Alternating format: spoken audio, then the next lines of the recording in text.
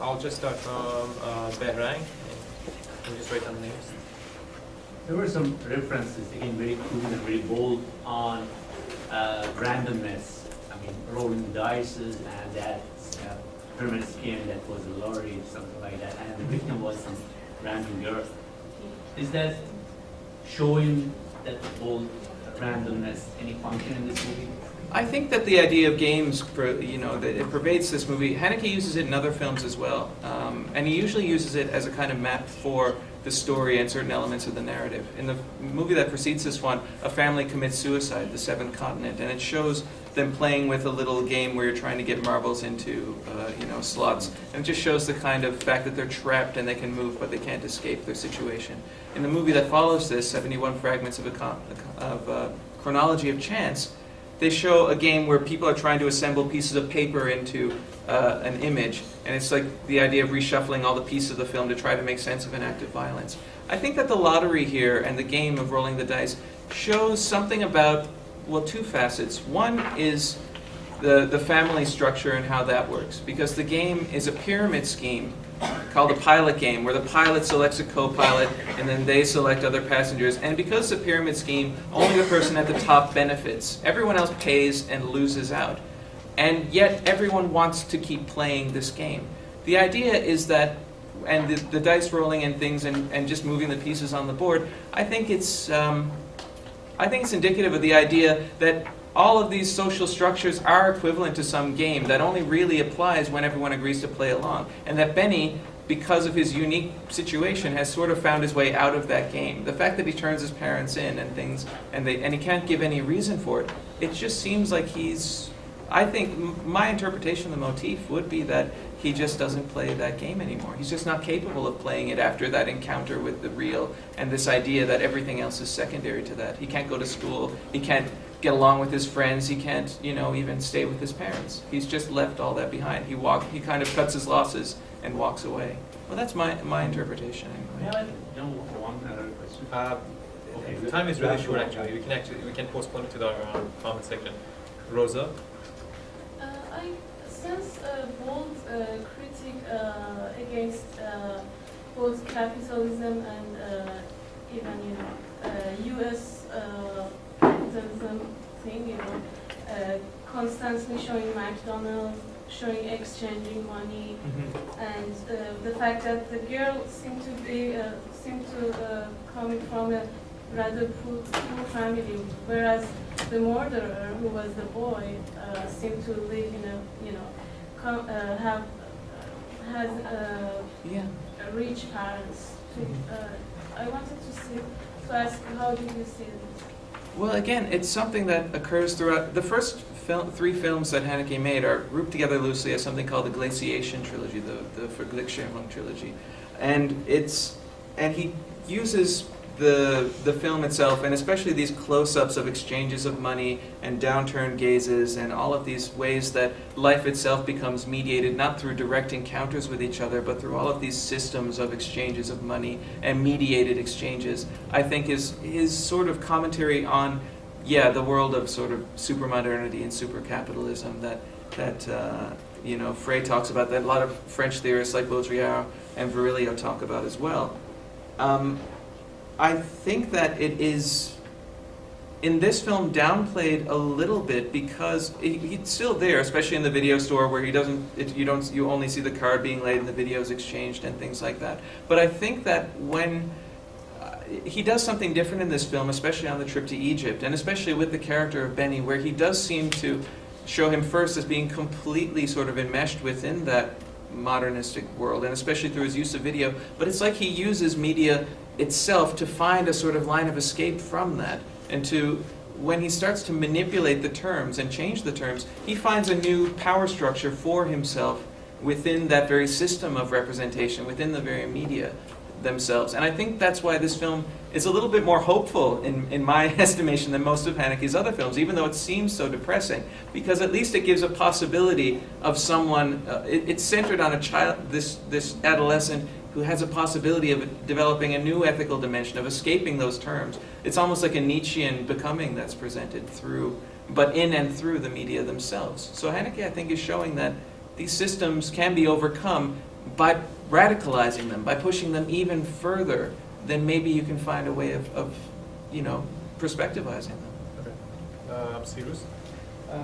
When the parents find out about the murder, I didn't see any compassion from the parents towards the girl that was killed. Mm-hmm. Was that done on purpose to show that when we get engulfed with our own selfish projects, we completely lose sight of compassion on others? Yeah, or not? No, I do think that that is. And Haneke names the couple in his films, they're always some variation of George and Anna. In the Austrian films, it's Georg and Anna. The couple in the first film decide that life is not worth living. They destroy systematically all their possessions, flush all their money down the toilet, and kill themselves and their little girl. Because they see this sort of void at the center of this mediated existence, this modern existence.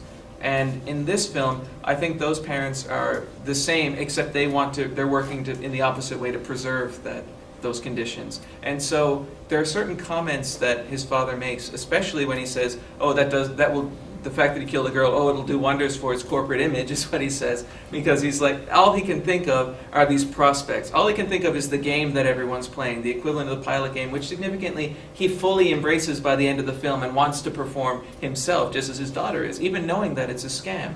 So yes, I agree. I think the mother is a bit different, but I think she's still really invested in representation. All of these prints that are on the wall seem very out of place in a kind of bourgeois household. And the only clue that we're given to what they are at the end, when he's asked where his parents work, and he says his mother's address is Kunstrepro Belvedere, art reproduction. So she's in the midst of taking an image that is called, you know, not to be reproduced, this Magritte image, and reproducing it, you know, creating posters of it. So she's also very much engaged in this system, and I don't think, and the interests she shows in television are indicative of the fact that she can't really break free either. That Benny is the only one who shows any possibility of mobilizing himself against this system. Jahangir?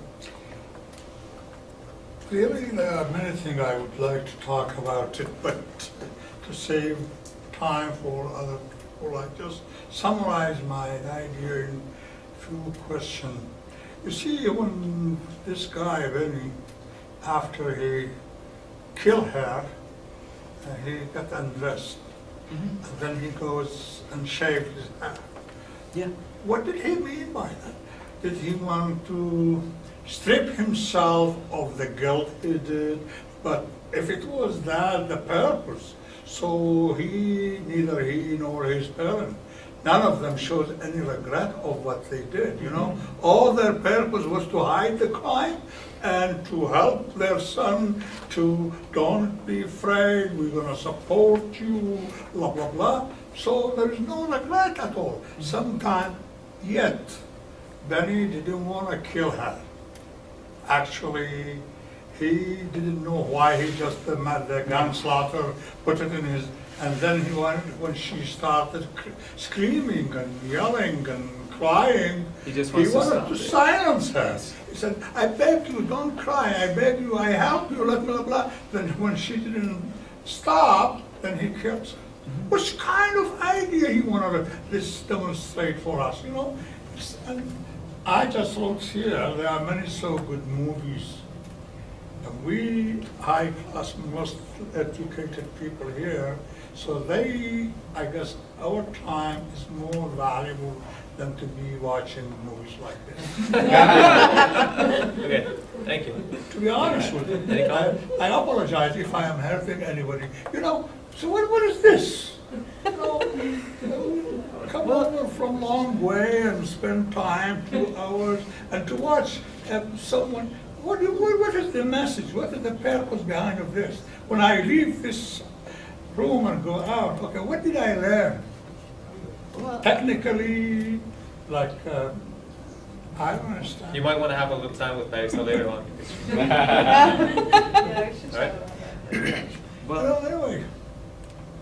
No, So what did he mean? What was why this? Oh, when his mother takes her hearing, I just tried to find some explanation on my understanding. Okay, she doesn't want to listen. Take it off. Yeah. as if I took my hearing aid out like this. No.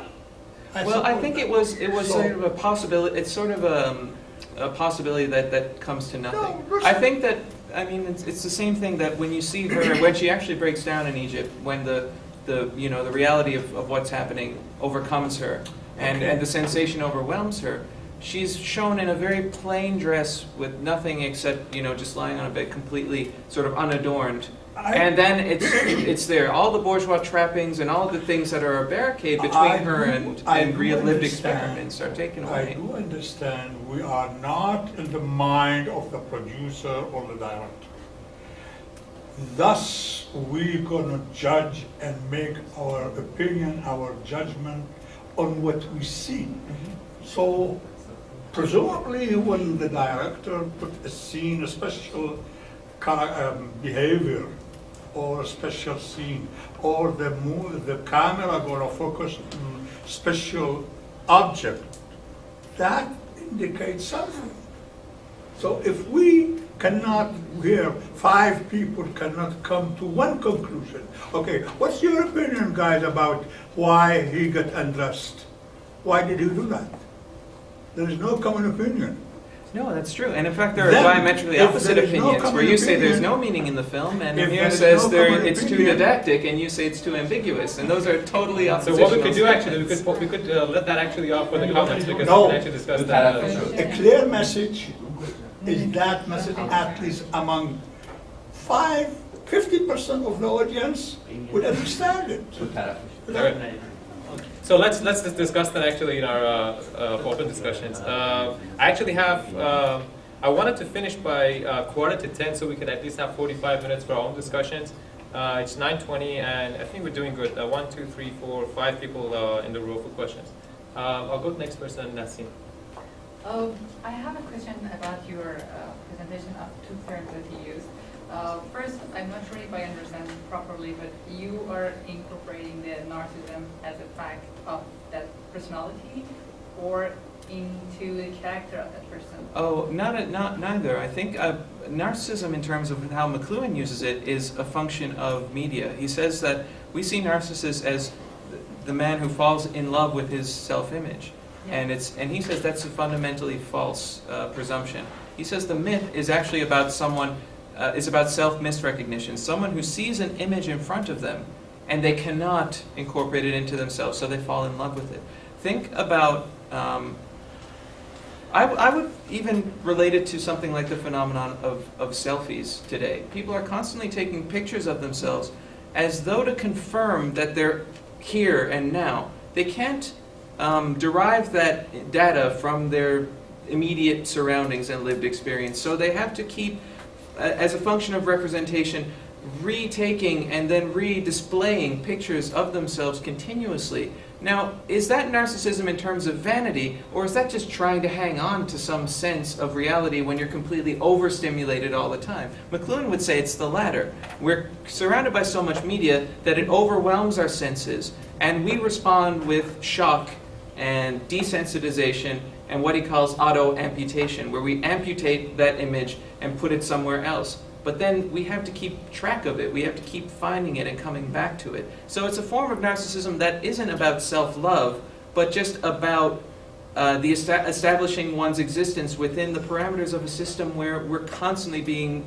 disembodied and desensitized and virtualized. So basically, you're telling that we cannot say this guy as a guilty person because he is surrounded is surrounded by a system, and this system, as you call it, the has a narcissist characteristic in it.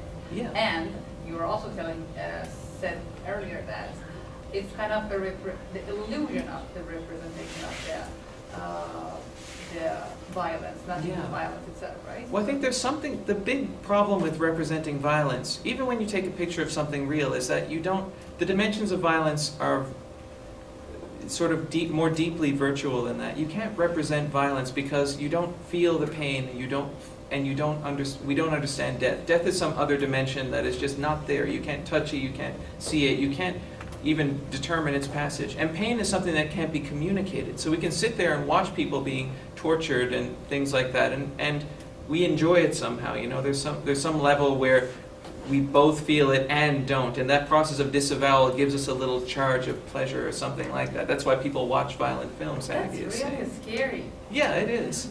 It's really scary because you're thinking that it's absolutely living in a virtual context. Right. So people can do anything, and it could be related to a virtual context, and that's all. And then you cannot be guilty of anything. So in terms That's of, yeah, hard. it's a really interesting question. I don't know if he can be, I mean, it's a bolt gun, and he does execute her like he does, like the farmhand executes the pig in the video.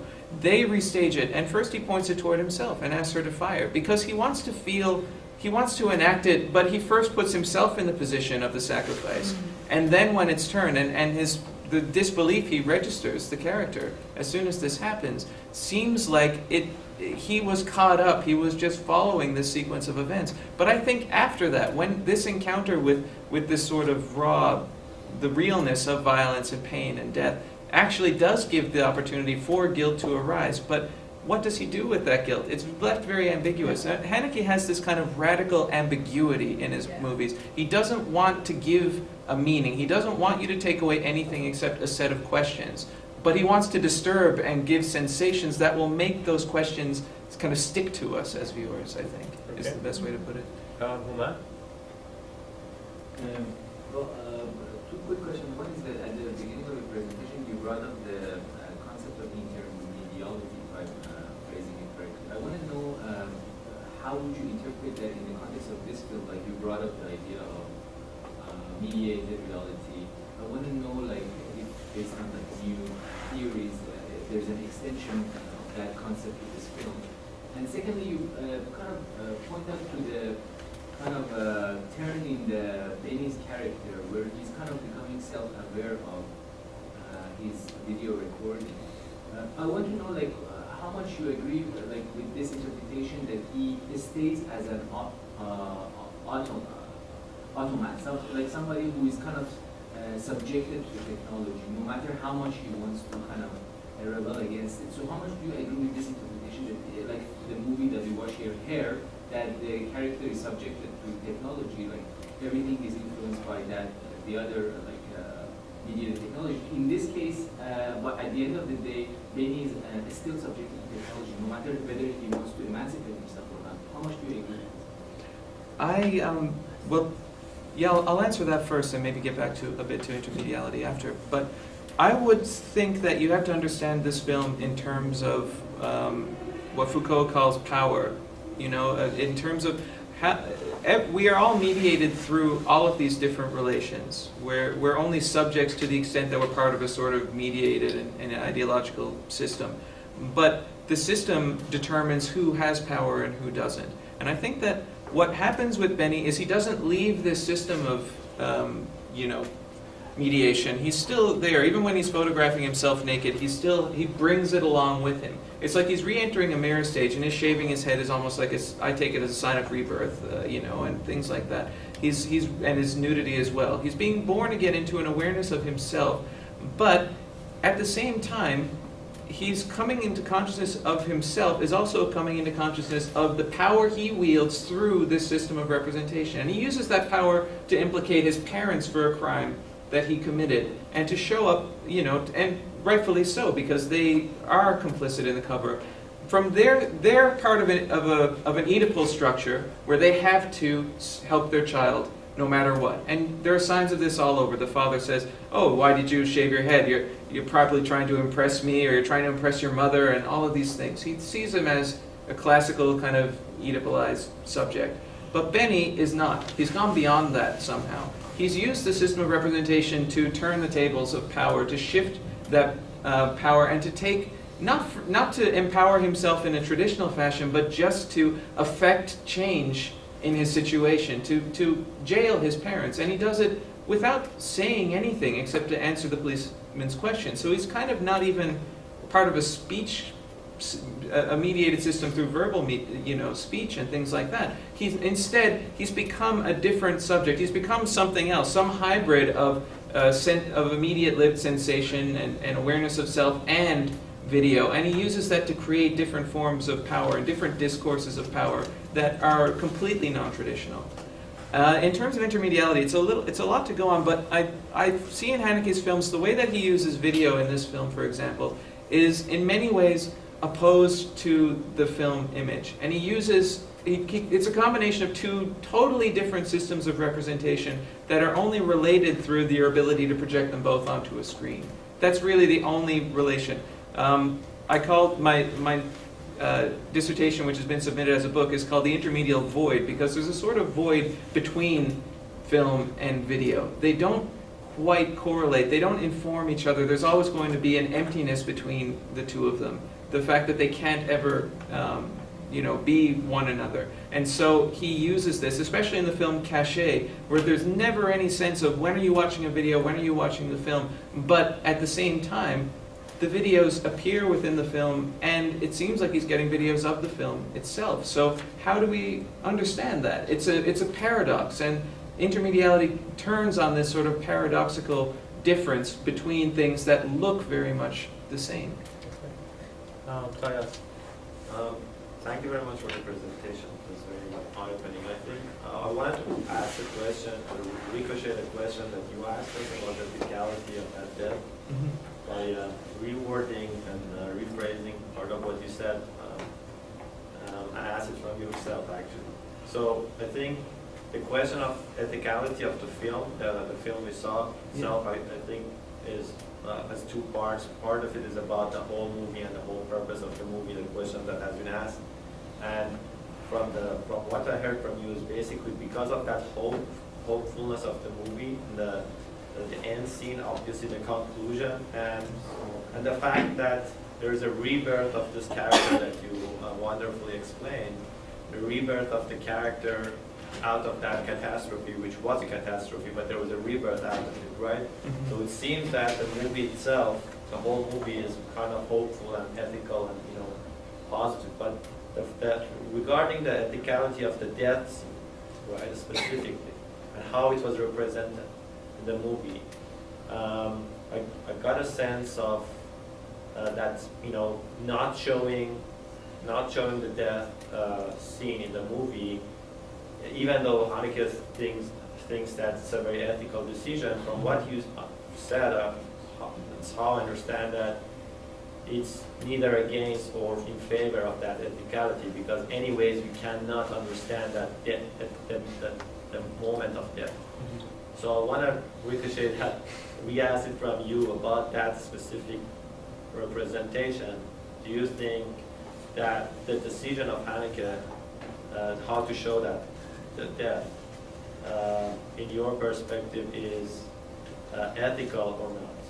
I think Haneke is an unethical filmmaker, and not unethical. I think he gestures towards things that are outside the bounds of ethics.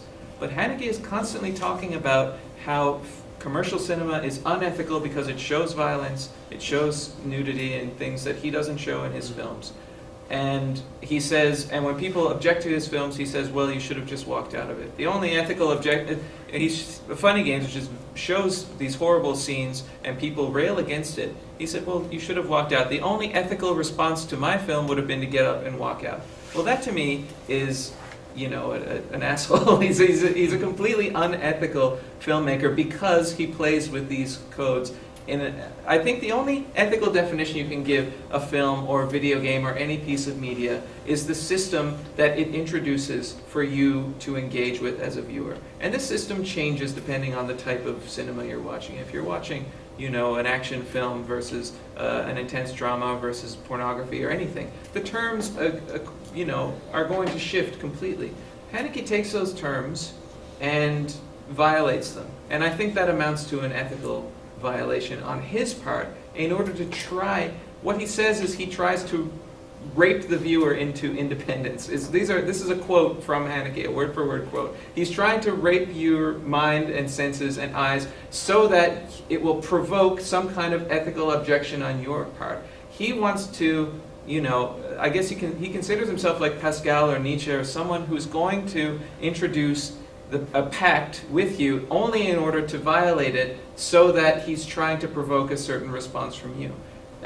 This is to me, if you're generous to him, it's a productive unethicality, and if you're not generous, then he's just unethical and he's wasting all of our time, like you're saying. Either one is valid, I think.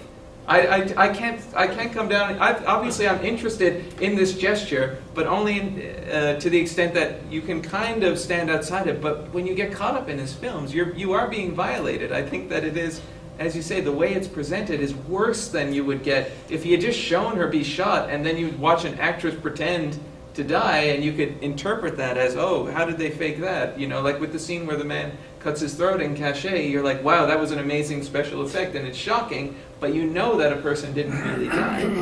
So, I would say they're both right. I mean, I can't really say for sure.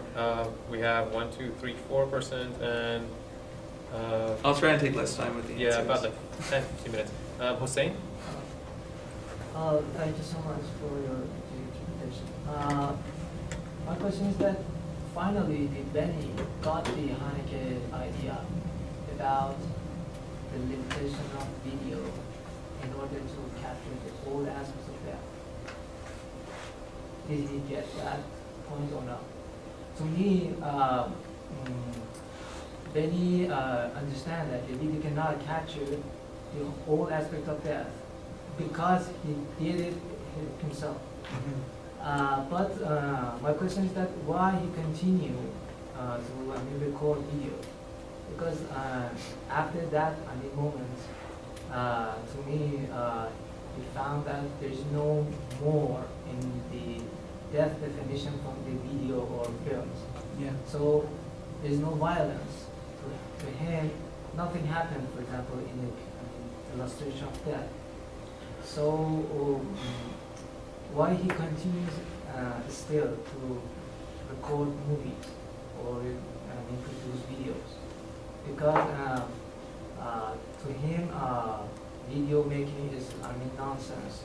To understand the concepts, you have to feel the concepts. My question is that why continues making videos? That's a really good question. I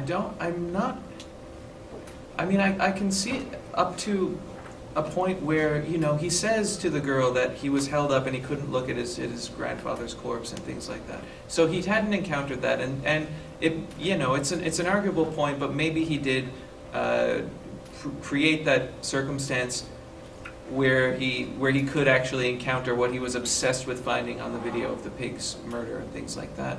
The fact that he continues to make videos after that fact, I think you can detect a bit of a change. He starts to record himself on these videos, rather. He gives that confession to the camera. He was recording himself in the mirror when he does this other act, and he's starting, even though it seems like it's the same system, I think that there has become a real marked change in the way that he records videos from that point on. And I don't think that he's still chasing that notion of violence and representation, but instead trying to find the terms through which he can start to live in the world. And his only tools for this investigation, verbally he's completely incompetent. He can hardly speak, or he just can mimic sort of phrases and things to his friend. Video is his only way of projecting himself onto a world, and when he wants to include himself in that world, he just has to turn the camera onto himself. And I think that that leads him down the path of a sort of individuation, a radical individuation, where he implicates his parents and sends them away using this video form. So he's establishing the terms of his own independence in the only way that he can, would be my interpretation. But of course I'm open to hearing any others as well. But still, the video interpretation of himself is a lie, because he knows that it's a lie. Well, he can touch himself at the same time as he's recording himself in the mirror. He can start to connect the sort of experience, the sensation, the sensory underpinnings of these representations to himself. When Haneke says he wanted, he has him say, I wanted to see what it feels like when he's, as a justification for the murder. Haneke said he collected articles of kids who had done acts of violence that seemed to be a reflection of media, like video games, like Columbine and all of these other things. And the kids always said they wanted to see what it feels like. And that was the whole inspiration for the film, is how to connect your lived experience. Because when you see a representation, you're supposed to see it you have a memory structure for it. But when you're a young person and you haven't experienced death or violence or any of these things, and you're only seeing the representation, then you feel like you're getting some kind of audiovisual understanding of something that you haven't actually experienced. You haven't, connected to in your own sensorium. So I think that he's this simultaneous recording and touching, and then he records the girl's body as he turns it over and starts to act on the world at the same time he records it. Represents his attempt to connect his own, senses with this representational apparatus. Okay, Amir? Yeah, two issues.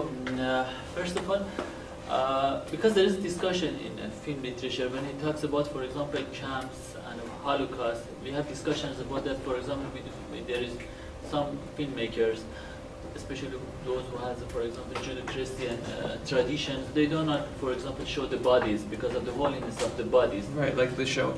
Yeah, the Shoah, yeah. And I don't know, when he talks about, for example, the holiness and his whole problems with representation regards to these questions of representation of death, especially in Holocaust movies. But when we think about these directors, as you said, he's very unethical. He's not very from Judeo-Christian tradition. It's very hard to believe that, for example, because of the holiness of the body or the holiness of death, he decided to not show the death moment, because he's very frank or he's very bold in representation of death or in representation of violence. He's not somebody that do not show this, for example, for sakes of, for example, holiness or these types of ideas. So I'm not still convinced, because you try to argue that at some point it appears to me that because of the holiness of death he did not show, and he tried to make us imagine about the moments of death, how this could happen. And my second question is about, because the other reason I think that we read these movies, or we think that, for example, there is a moment, or this is an ethical moment, there is an ethical movie, is because of its ending. Because the fact that we see that the guys turn over or go to the police and say to the police what happened to his, what have happened. But we can read, or we can look at these movies like, for example, Anthony Mann has very interesting relationship in his movies between humans and things. For example, guns has very important, if you remember. So people go and look, and it is because of guns they do many things. And gun appears to have some demonic aspects. It gives, or it's somehow enchanted, or it somehow makes people mad to do things. Yeah. Here we can read this camera as something like that, something that makes these guys mad, or makes him do things. Because at one of the moments I saw that the camera zooms in these things, and after that we see that, okay, it returns back to his previous works. I don't know if you try to look at these movies from this perspective or this. Yeah, I think that's a very, very good point. I think that there's some kind of sacrosanct element to the real that he's saying that he's respecting, even as he kind of only intensifies in the way that he presents these things. He came out against Schindler's List saying that it was unconscionable that Spielberg showed that shower scene, that showed them getting undressed, and with the expectation that you were going to watch a group of women be gassed to death. He said that is absolutely unconscionable. But I think that he's offering, as I said, a more direct representation of this. He's intensifying that by, moving the camera away from those things. He's not getting away from it. In fact, he's respecting that sacred dimension even more and violating it almost like in a deeper level, as you suggested. I do think that it's highly problematic. I really have to agree with you there, but it's problematic in a very interesting way. And in terms of, this is a very old idea about the idea of the shape of a gun, or the gun itself that's going to drive people to acts. I mean, Homer said that it's the sword itself that drives a man to stab. You hold the sword in your hand, or you're playing a video game, you push one button and you shoot, or you push a button on the bolt gun and it goes off. This is like the act is taken away from you. As McCain said, video steals the act away from Benny, and this is the idea. And I think that these things start to become clear when you look at it through a medial and intermedial perspective, because media, and especially intermediality, is the study of relations between subjects and systems of perception and mediation. So if your act is mediated through this, like online bullying, if it's easy for you to say horrible things and tell a person to go kill themselves because you don't have to face the consequence of that, the direct effect of that, then it takes on a different meaning, and yet it still preserves some of its old meaning as well. So how we interpret all of these things has to take into account the medial systems that they're being that they're flowing through. And so I think that's why I think video is central to this film. And I think without video, if you watched the film and you just saw him with the video cameras and didn't see the videos he was taking, it would be a very different and not as effective a film, because, as you say, these ideas only emerge when you take that, as to be of central importance to the actions of the film. That video itself is bringing these things about. That the chain of videos that it sets off almost moves independently of Benny. He just has to set up the camera and push the button, and then the parents will they'll implicate themselves, and he'll just have to show that, and then the cameras at the police station will record the other thing. Like the videos will communicate with one another almost independently of the actors and their own acts in the film. So I think that you bring up some really great points, and it's something that is exactly what interests me about it, is how do we understand these things? How much agency is there in the medium itself as opposed to the person who's holding the camera? Okay. The last two questions, Parisa and Nagin. Parisa. Yeah, thank you so much. So I really like your interpretation that Benny changed, and the way you explain it, and saying that he doesn't play the game anymore. Mm-hmm. And I think it explains so much, because I was trying to understand why he shaves his head, why he betrays the friend at school, or like turns the parents in. And I think it explains all of those things, whereas I thought I just took his behavior for face value, and I thought like a traumatic experience. So I like that, but what I don't understand is like where the turning point is exactly, and what is it happening for?